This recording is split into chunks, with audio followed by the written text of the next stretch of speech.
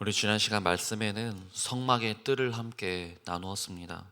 울타리를 지나 구별된 자리로 들어왔고 번제단 앞에서 피 흘림의 은혜를 맛보았습니다. 그리고 물두멍 앞에서 손과 발을 씻는 제사장의 모습을 보았습니다. 제사장은 하나님 앞에 나아가기 위하여 씻었습니다. 자신을 정결하게 하였습니다. 그런데 물두멍에서 손과 발을 씻은 제사장은 계속 안쪽을 향해 걸어 들어갑니다. 그리고 이제 제사장의 앞에는 하나의 문이 놓여 있습니다. 바로 성소로 들어가는 문입니다. 혹시 PPT 자료 준비되어 있을까요?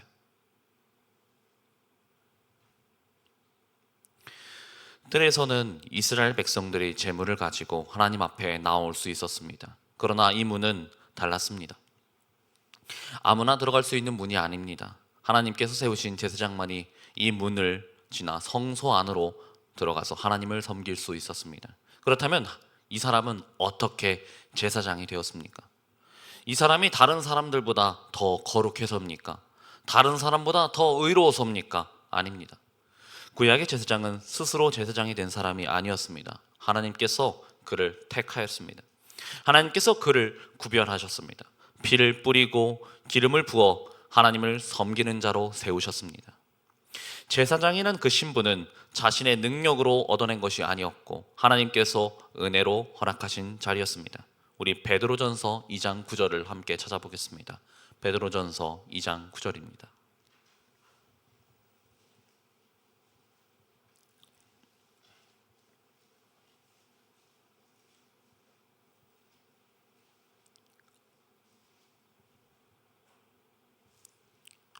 찾으신 분들은 한 목소리로 읽겠습니다. 시작.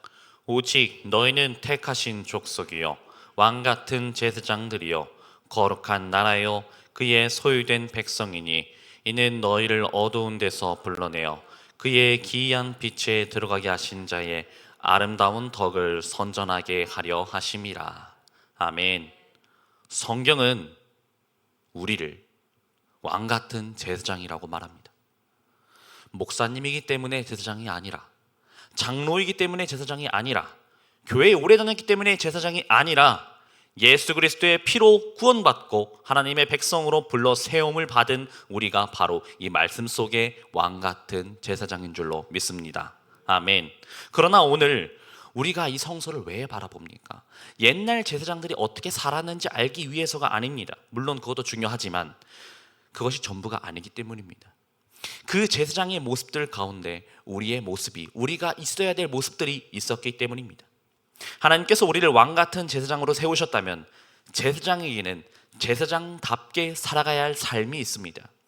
제사장은 이름만 제사장이 아닙니다. 하나님께서 맡기신 사명이 있었다라는 겁니다. 날마다 하나님 앞에서 감당해야 될 섬김이 있었다라는 겁니다. 오늘은 그 제사장의 발걸음을 따라서 성소 안으로 들어가 보기 원합니다. 그 안에서 제사장이 무엇을 바라보았는지, 무엇을 먹었는지, 무엇을 하나님께 올려드렸는지, 그리고 그 모든 일을 무엇을 의지하여 감당하였는지 하나씩 살펴보도록 하겠습니다. 제사장은 성소 안으로 들어갑니다. 성소 안에 들어가면 가장 먼저 느껴지는 것은 뜰과는 전혀 다른 공간이라는 것입니다. 뜰은 넓지요. 378평이라고 말씀드렸습니다.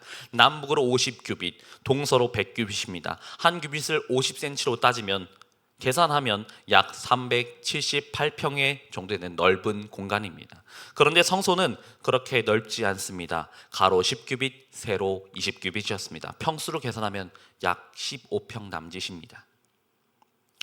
밖에는 378평의 넓은 뜰이 있는데 그 안으로 들어와 보니 15평 남짓한 공간이 하나 나옵니다. 상당히 작지요. 이 공간이 작다라는 것은 아무나 들어올 수 있는 곳이 아니라 하나님께서 세우신 제사장만이 들어가도록 구별된 자리였기 때문입니다. 아멘. 뜰에서는 이스라엘 백성들이 제물을 가지고 하나님 앞에 나아왔지만 성소 안에서는 하나님께서 세우신 제사장들만이 하나님을 섬겼습니다. 하나님께서 맡기신 일을 감당하였습니다. 그러니 이곳은 단순히 작은 방이 아닙니다. 하나님을 가까이에서 섬기도록 구별된 자리였습니다. 그리고 그 안에 들어온 제사장은 계속해서 돌보고 살피고 준비해야 될 것들이 있습니다. 첫째로 진설병상이 있고, 둘째로 분향단이 있고, 마지막으로 등대가 있습니다. 제사장은 이 기구들 앞에서 하나님께서 맡기신 일을 계속 감당해야 했습니다. 우리도 마찬가지입니다.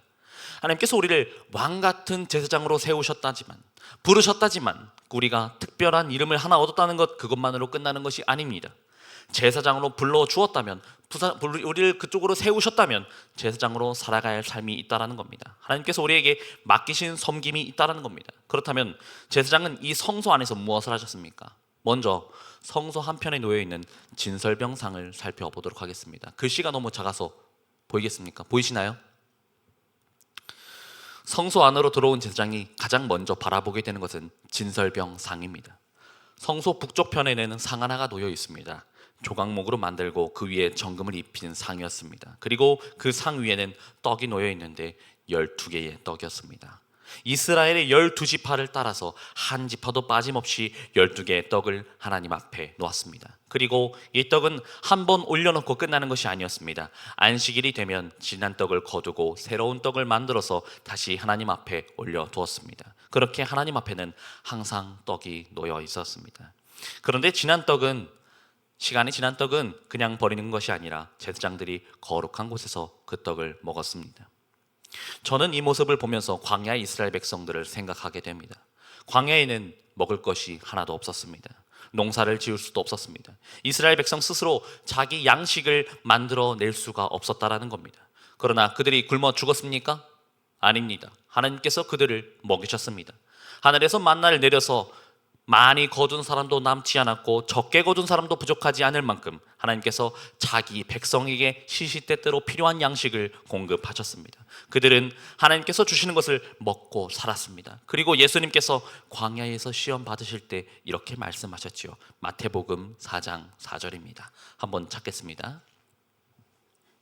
마태복음 4장 4절입니다.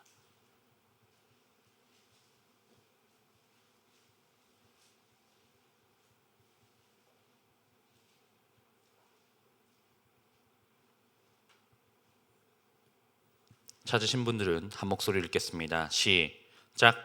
예수께서 대답하여 가라사대 기록되었으되 사람이 떡으로만 살 것이 아니요 하나님의 입으로 나오는 모든 말씀으로 살 것이라 하였느니라 하시나. 아멘. 사람은요 떡이 필요합니다. 먹어야 삽니다. 먹지 않으면 살아갈 수가 없습니다. 그런데 예수님께서는 사람이 떡으로만 사는 것이 아니라고 말씀하셨습니다. 우리에게 육신을 살리는 양식만 필요한 것이 아니라는 것입니다. 우리의 영혼을 살리는 양식이 필요합니다. 그것이 바로 하나님의 말씀인 줄로 믿습니다. 아멘. 우리는 하루하루 밥을 먹지 못하면 배가 고픈 줄을 압니다. 두 끼를 먹으면 힘이 빠지는 것도 스스로 압니다. 그런데 이상하게도 말씀을 먹지 못하는 것을 잘 느끼지 못할 때가 너무나도 많습니다. 하루가 지나고 이틀이 지나고 한 주가 지나고 내 영혼이 굶고 있다는 것을 모르고 살아갈 때가 너무도 많다는 것입니다. 그러나 제사장은 하나님께서 주시는 양식을 먹고 살아가는 사람입니다. 오늘 우리도 마찬가지입니다. 하나님께서 우리를 왕같은 제사장으로 부르셨고 세우셨다면 우리도 하나님께서 주시는 양식을 먹고 살아가야 할 줄로 믿습니다. 말씀은 시간이 남으면 읽는 것이 아닙니다. 신앙생활을 조금 더 잘하기 위해 덧붙이는 것도 아닙니다. 우리가 살아가기 위해 필요한 양식입니다. 이번 하루, 이번 한 주, 단 하루에 한 구절이라도 좋으니 정한 시간을 말씀에 펴보시기 바랍니다.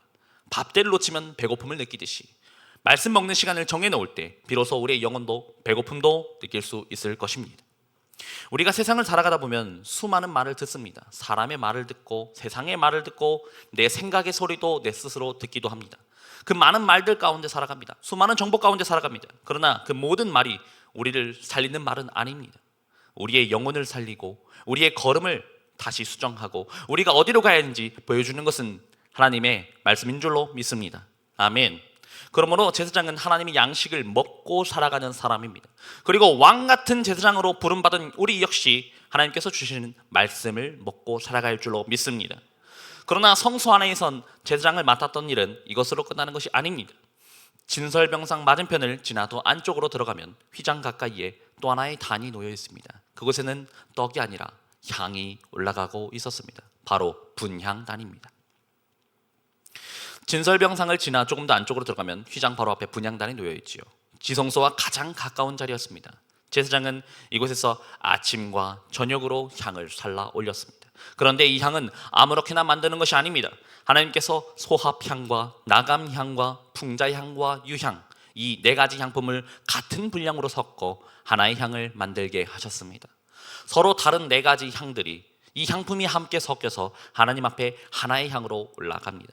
저는 이 모습을 바라보면서 우리의 기도를 묵상해 보았습니다. 우리의 삶에도 여러 모습이 있습니다.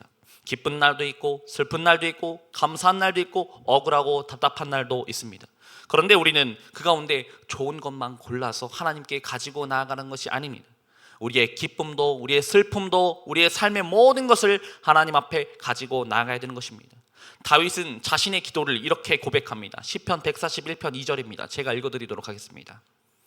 나의 기도가 주의 앞에 분향함같이 되며 나의 손드는 것이 저녁 제사같이 되게 하소서. 아멘.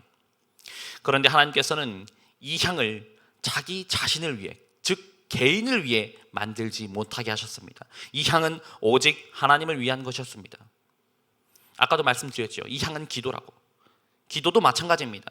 기도는요, 다른 사람에게 보여주기 위해서 하는 것이 아닙니다. 내가 믿음이 얼마나 좋은지 드러내기 위해 하는 것이 아닙니다. 내가 얼마나 말을 잘하는지 보여주기 위해서 하는 것이 아닙니다. 기도는 하나님께 올려드리는 신실한 제사입니다.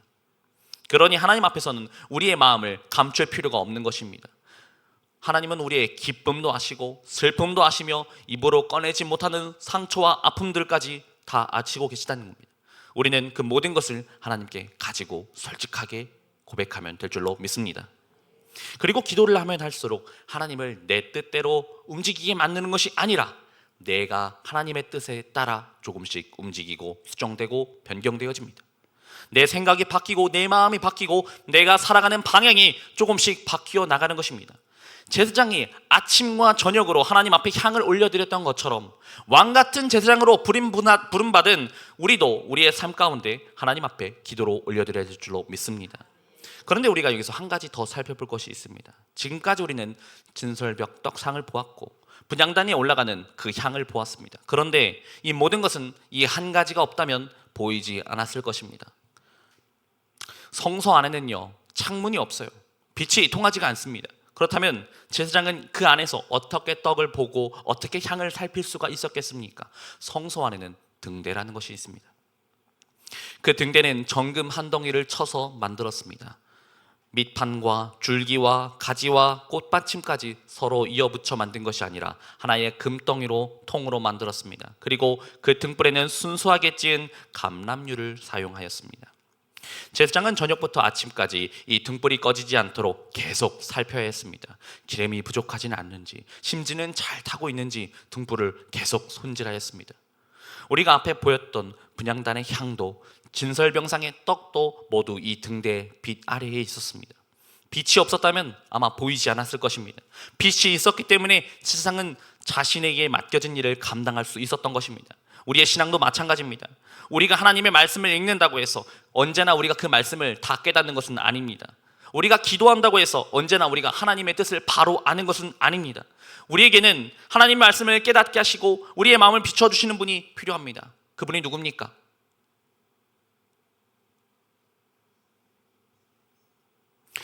요한복음 14장 26절을 한번 찾아보겠습니다.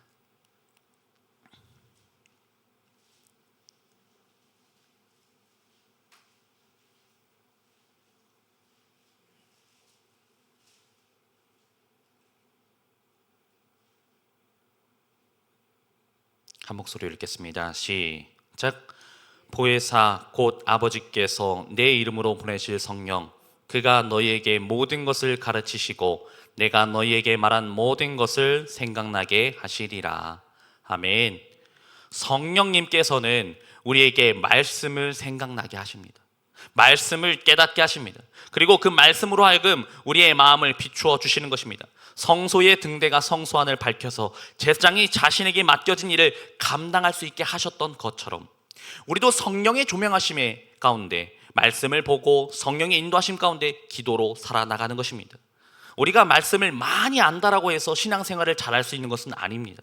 우리가 말을 잘한다고 해서 기도를 잘할 수 있는 것도 아닙니다. 우리의 지식만으로, 우리의 능력만으로 하나님을 섬기는 것이 아니라는 것입니다. 성령님께서 우리의 마음을 친히 밝혀주시고 말씀을 깨닫게 하시고 우리의 걸음을 인도하실 때야 비로소 하나님께서 맡기신 사명을 우리가 살아낼 수 있습니다. 제사장은 등불이 꺼지지 않도록 계속 살폈다라고 말씀드렸습니다. 우리도 마찬가지로 말씀을 먹고 기도하며 그 모든 삶을 성령님의 빛 가운데 살아가셔야 됩니다. 이것이 하나님께서 왕같은 제사장으로 부르신 우리의 사명이자 삶입니다. 오늘 우리는 물두멍에서 손과 발을 씻은 제사장을 따라서 성소 안으로 함께 들어가 보았습니다. 성소는 넓은 곳은 아닙니다. 하나님께서 제사장을 세우시고 하나님을 가까이서 섬기도록 구별하신 자리였습니다. 진설병상에서는 하나님께서 자기 백성을 먹이시는 양식 곧 말씀이 있었고, 분향단에는 우리의 삶 전체를 올려드리는 기도가 있었으며, 그 모든 것을 밝히는 등대의 빛에는 우리를 인도하시는 성령님이 우리와 함께 하셨습니다. 오늘 우리가 성소 안에서 본 제사장의 삶은 결국 말씀을 먹고 우리의 삶 전체를 기도로 올려드리고 성령의 빛 가운데 살아가는 이 세 가지로 정리할 수가 있다는 겁니다. 우리가 잘해서 이 자리에 들어온 것이 아닙니다. 우리가 다른 사람들보다 더 거룩해서 들어온 것도 아닙니다. 이 자리에 선 것도 아닙니다. 하나님께서 우리를 부르셨고 예수 그리스도의 피로 우리를 구원하시고 왕같은 제사장으로 은혜로 세우셨다는 것입니다. 그러니 제사장이라는 그 이름은 우리에게 주신 주님의 큰 은혜인 줄로 믿습니다. 그러나 그 은혜는 이름만으로 남아있는 것은 아닙니다. 그 은혜는 우리의 삶이 따라와야지 완성이 되는 것입니다. 말씀을 먹는 삶, 기도하는 삶, 성령을 의지하는 삶, 그 세 가지 삶이 유지가 될 때 우리는 왕같은 제사장으로서 비로소 설 수가 있다는 겁니다. 성소의 가장 안쪽에는, 성소의 너머에는 뭐가 있죠? 성소의 가장 안쪽엔 지성소가 있습니다. 성소의 가장 안쪽에 휘장이 하나 놓여 있지요. 그리고 그 휘장 너머에는 성소보다 더 깊은 곳 지성소가 있었습니다. 그곳은 제사장이라고 해서 아무 때나 들어갈 수 있는 곳은 아닙니다. 오직 대제사장만이, 그것도 피 없이는 들어갈 수 없는 곳이었습니다. 그렇다면 우리는 어떻게 그곳까지 나아갈 수 있겠습니까? 죄인인 우리가 어떻게 거룩하신 하나님 앞에까지, 그 면전까지 나갈 수 있었겠습니까? 다음 시간에는 그 휘장을 넘어 지성소까지 대제사장과 피, 그리고 지성소를 통하여 하나님께서 우리에게 열어주신 그 길을 함께 살펴보도록 하겠습니다. 함께 기도하겠습니다. 사랑이 많고 좋으신 하나님 아버지, 오늘도 성소의 문 앞에서 주님을 바라보게 하시니 감사를 드립니다. 예수 그리스도의 피로 우리를 택하시고 왕같은 제사장으로 세워주셨으니 감사를 드립니다. 왕같은 제사장이 되어 우리도 날마다 주의 말씀을 양식 삼아 살아가게 하시고 우리의 기쁨과 슬픔, 감사와 아픔까지 모두 주님 앞에 향으로 올려드리게 하시고 성령님의 조명하심 아래 우리의 마음을 밝히시고 말씀을 생각나게 하시고 우리의 걸음을 주님께서 친히 인도하여 주시옵소서. 말씀을 먹고 기도로 올려드리고 성령의 빛 가운데 살아가는 한 주가 되게 하여 주시옵소서. 죄인된 우리를 이 자리까지 이끄신 주님의 은혜에 다시 한번 감사를 드립니다. 여기 있는 모든 영혼들이 성소에 들어가는 제사장이 되어 말씀과 기도와 성령님의 조명하심이 언제나 우리의 삶이 되기를 은혜가 충만하신 예수 그리스도의 이름으로 기도를 드립니다. 아멘. 다 같이